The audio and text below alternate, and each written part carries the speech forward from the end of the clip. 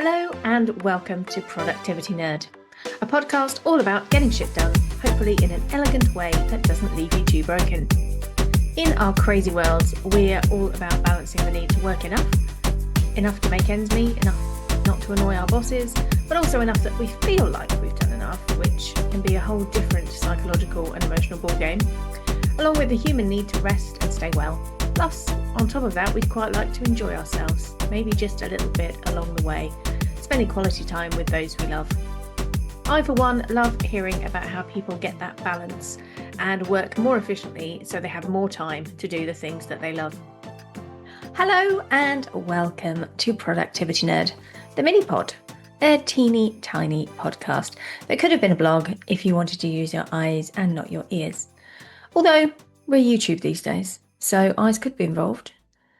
Today we are diving into a condition many of us, I suspect, are suffering from right now. Open tab syndrome. You know it, you feel it, we're all pretty guilty of it, right? You and I probably all have 43 tabs open right now.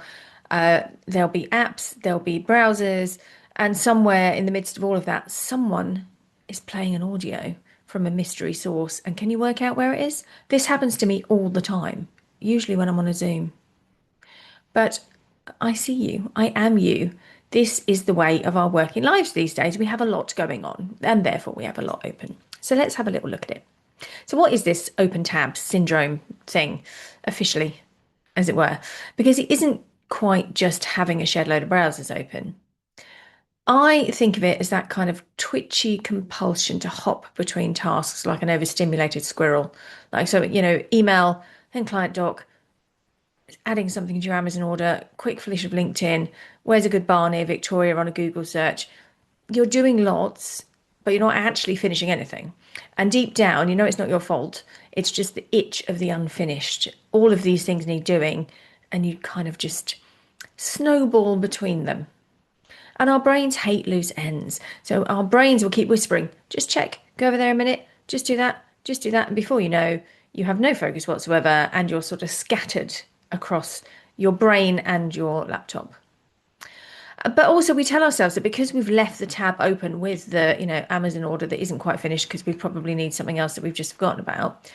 If you leave it open, it's a way of telling your brain, don't forget to do that thing.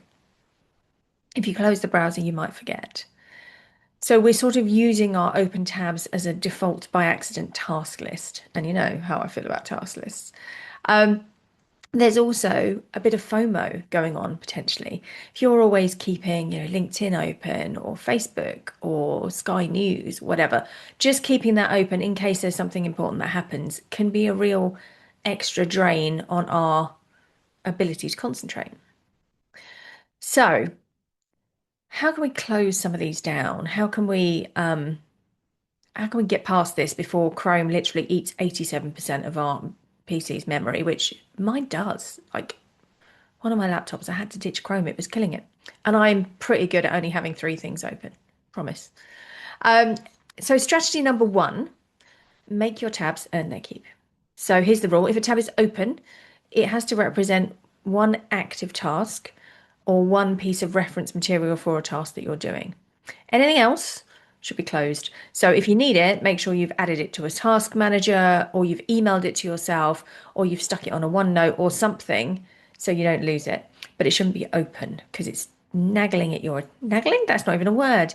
Niggling at your attention. So ask yourself right now, and I'm looking at my tabs while I do this somewhat sheepishly, is this tab helping with what I'm supposed to be doing in the next 30 minutes? I'll fess up. Let me have a look. What have I got open?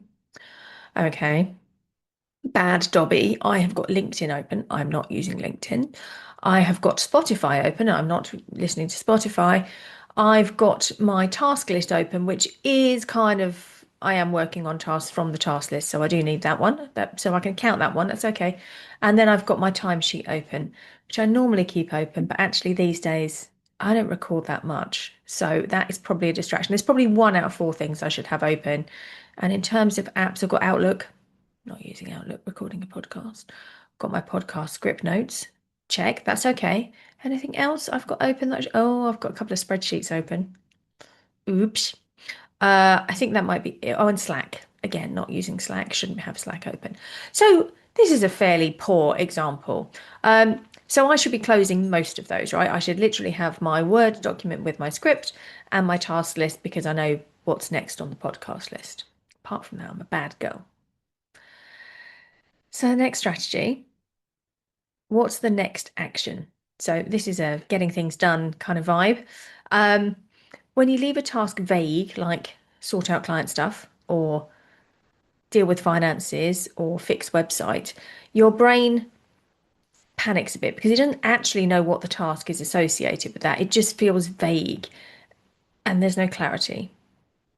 So instead, think what is the actual very specific next physical action? So it might be send the email to Bob with the new prices. It might be check the invoice from X client to make sure it matches what you think. It might be rewrite that paragraph on the blog. Really specific and not just sort blog or sort invoices. Really specific. All of a sudden, those unopened tasky things start to feel a bit more specific because it's not just a nebulous cloud of tabs anymore. It's a list of stuff that needs actually doing.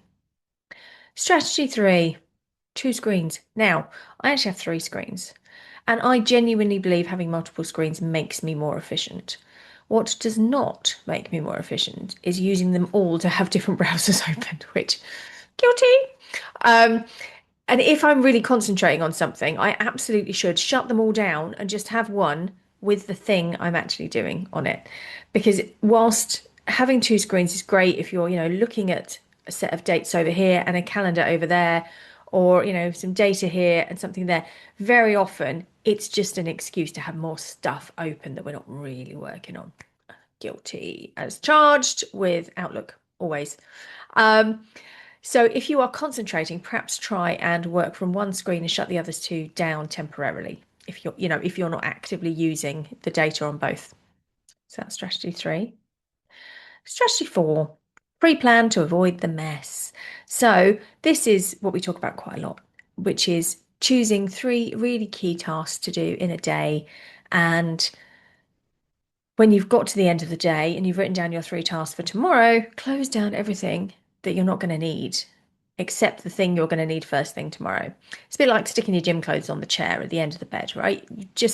All you see is the first thing in front of you. It's easier to do it. And your future self will thank you for that, because when you arrive at your desk in the morning and there's everything open, you're going to get sucked in there, you're going to get sucked in there, and all of a sudden it's only 9:10 and your day's already chaos. So in essence, open tab syndrome is a bit of a sort of messy combination of a thought process and a physical digital thing. But it's basically your brain going, I don't feel safe that we're going to remember this unless I keep it right in your face. That is kind of what an open tab is. It's your brain going, I'm not shutting this because I'll forget it. So by capturing it clearly, making it more structured and having a plan, then the temptation to have everything open so you don't forget it is much less. Thanks everyone for listening. That was your micro nerdy dose for the day, and I will see you next week for more nerdy stuff.